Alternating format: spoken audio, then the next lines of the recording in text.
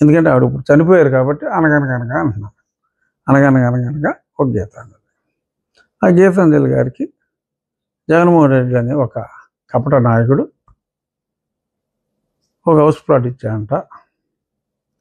ఆవిడకి 2 పిల్లలు ఉన్నారు, కానీ ఒక పిల్లవాడికి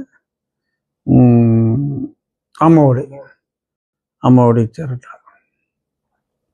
ఏదో ఇచ్చారు, మంచిదే. ఆవిడకి ఏముంది, అందరికీ ఇచ్చారు, చాలామందికి ఇచ్చారు. మరి ఇచ్చినప్పుడు ఆవిడ ఏదో సంతోషంతో ఆవిడ చెప్పుకుందట మీటింగ్లో, ఈయన అందరినీ గురితల నివరినట్టు నివరుతాడు కదా, ఇలాగ చక్కగా తల నివరాడంట ఆవిడ దండం పెడితే. అది ఆ సీన్ కొంచెం హైలైట్ అయితే, పాపం గీతాంజలి బాగా చదువుకుని ఉండొచ్చు, ఆవిడ బాగా మాట్లాడిందని చెప్పి ఈ పిల్ల సద్దల మీడియా ఆవిడతోటి కొంచెం ఇంకా ఎక్కువగా జరగని కూడా కొంచెం జగన్మోహన్ రెడ్డి గారి వలన బెనిఫిట్ వచ్చినట్టు అలా చాలామందిని ఉత్తేజపరచడానికి పబ్లిసిటీ మాట్లాడుకుంటారు, తప్పులేదు. అలా మాట్లాడుకుంటే సోషల్ మీడియా, ఫ్రీ మీడియా ఆ మాటలో చూసి మరి కొద్దిమంది కామెంట్ చేశారట. కొంచెం ఈ కామెంట్లకే చచ్చిపోతే మరి వైఎస్ షర్మిలారెడ్డి గారి మీద రాజశేఖర రెడ్డి గారు కూతురే కాదని చెప్పి అక్కడ ఒక ఎమ్మెల్యే స్థాయిలో ఉన్నాడు, పనికిమాలినోడు మాట్లాడాడు. అంతకంటే బూత్ ఇంకేమన్నా ఉంటుందా? ఆలోచిస్తే అంతకంటే దారుణమైన బూతు ఇంకోటి లేదు. పాపం లండన్లో ఉంటుంది ఆ అమ్మాయి స్వాతిరెడ్డి. స్వాతిరెడ్డిని ఎన్ని రకాలుగా అవమానించారు. తండ్రి హత్య, మరి సొంత బాబాయిని జగన్మోహన్ రెడ్డి లేపించాడని తెలిసినా కూడా సరే న్యాయ పోరాటమే చేయాలి తప్ప ఏ రోజు కూడా మా అన్నయ్య చంపించాడని పెదవి మాట్లాడలేదు.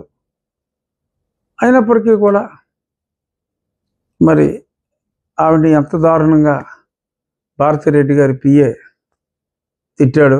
మళ్ళీ దానికి ఇంకెవరో నన్ను ఫేక్ చేశాడని చెప్పి ఒక కంప్లైంట్ అలా ఏదో పెట్టుకున్నారు. మరి ఇంత దారుణంగా చేసి అలాగే నన్ను అసలు ఈ 4 ఏళ్ళ నుంచి ఈ ఎల్ కొడుకులు నా మీద పెట్టిన ట్రోలింగ్లు, అసలు గత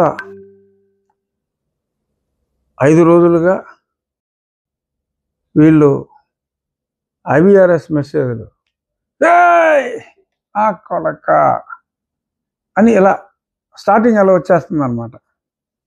ఇలాగా అమ్మనా బూతులు తిడుతూ రికార్డెడ్ మెసేజ్లు. ఎందుకంటే డైరెక్ట్గా తిడితే నేను అది తిడుతున్నా, అందుకని వాళ్ళకి నా తిట్లు ఇంటూ ఇష్టం లేక 1 సైడ్ రికార్డెడ్ మెసేజ్లు పెట్టి కొన్ని వేల కాల్స్, కొన్ని వేల కాల్స్ నాకు వదిలేరు. నేనేమన్నా ఆత్మహత్య చేసుకుంటానని వేస్తున్నారా? నాకు తెల్లరా, తిత్తి తీస్తా. ఈ పార్టీని సర్వనాశనం అయిపోయేదాకా నిద్రపోను. అది ఎక్కువ దూరం లేదు, ఇంకో 70 రోజులు. మీరే రాసుకుంటున్నారు ఇంకా 73 రోజులు, 72 రోజులు అని నీ కొంప బయట. అన్ని రోజుల్లోనే you are going to be finished. Undoubtedly you are going to be finished and I will finish that. ఎటువంటి అనుమానం లేదయ్యా మోహన్ రెడ్డి, ఎటువంటి అనుమానం లేదు. So coming back to Srimati Geetanjali. So ఆవిడ రైలు దాటుతూ ఉంటే వారి ఇల్లు కూడా రైల్వే స్టేషన్ దగ్గర ఎక్కడోనట. బ్యాగ్ తీసుకుని వెళ్ళి ఎవరన్నా ఆత్మహత్య చేసుకుంటానికి వెళ్ళినప్పుడు బ్యాగ్ గిగ్గా వేసుకెళ్తారా? వేసుకెళ్ళరు కదా. ఎక్కడికో పైన మీద వెళ్తున్నప్పుడే బ్యాగ్ వేసుకుంటారు. సో వెళ్తున్నారు. ఇవన్నీ సూపర్ ఫాస్ట్ ట్రైన్లో ట్రైన్ డ్రైవర్ కూడా చెప్పాడు, ఓ పక్క నుంచి వస్తూ ఉంటే కనపడతాను, యాక్సిడెంట్ అవుతాను, బ్రేక్ వేసాం కానీ అని. So it's a sheer accident perhaps, or ఏమో ఇంకేదన్నా కారణాల చేతైనా మరి వారు ఆత్మహత్య చేసుకుని ఉండొచ్చేమో కూడా. కానీ సోషల్ మీడియాలో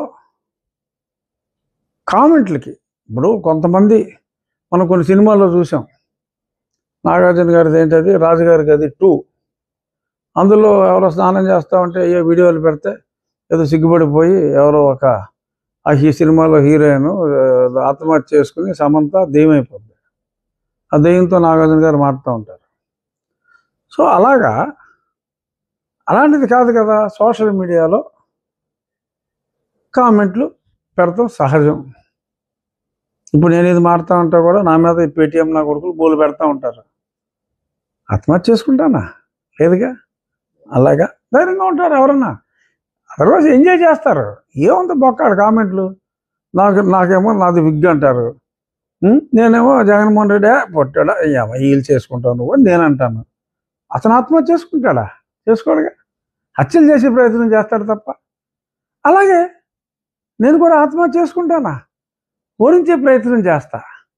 సో దానికి మరి హ్యూమన్ రైట్స్ కమిషన్ వాళ్ళు ఆవిడ రెసిగ్నేషన్ యాక్సెప్ట్ చేయలేదా? ఇంకా ఆవిడ స్టేట్మెంట్లు హ్యూమన్ రైట్స్కి ఇస్తున్నారు మరి. సో హ్యూమన్ రైట్స్ కమిషన్ వాళ్ళు, పోలీసులు ఎవరెవరు పెట్టారు ఈ మెసేజ్లు వారందరి మీద చర్యలు ఉంటాయి. ఈ ఆత్మహత్యకి వాళ్ళే కారణం అని ఒక రకమైన బెదిరింపులు. ఏంటి, ఇంకా సోషల్ మీడియాలో ఎవరి మీదన్నా ట్రోల్ చేస్తే అని ఇప్పుడు చంపేస్తారు వీళ్ళు. ఏంటి, వైసీపీ వాళ్ళు రైలు కింద కాకపోతే నెలల్లో తోసేస్తారు. తోసి చంపేసి లేకపోతే వీళ్ళే ఒకరి మీద ట్రోల్ చేయించి ఆయన ఖర్చు రాసి వీళ్ళ అకౌంట్లో జమ చేస్తారు. ఎందుకంటే నా ఎక్స్పీరియన్స్ గతంలో పార్లమెంట్లో ఒక పార్లమెంట్ సభ్యుడి చేత నా మీద ఏదో రకంగా చేసుకోమని, అప్పుడు నాకు ఆవేశం స్వతహాగా ఎక్కువ కాబట్టి నేను కూడా చేసుకుంటే తర్వాత అతన్ని లేపేసి ఒక హత్యా నేరం కింద నన్ను అరెస్ట్ చేయమని 302 అన్నీ పెట్టుబడి దొబ్బి వేసేయమని చెప్పి అప్పుడు చెప్పాడు.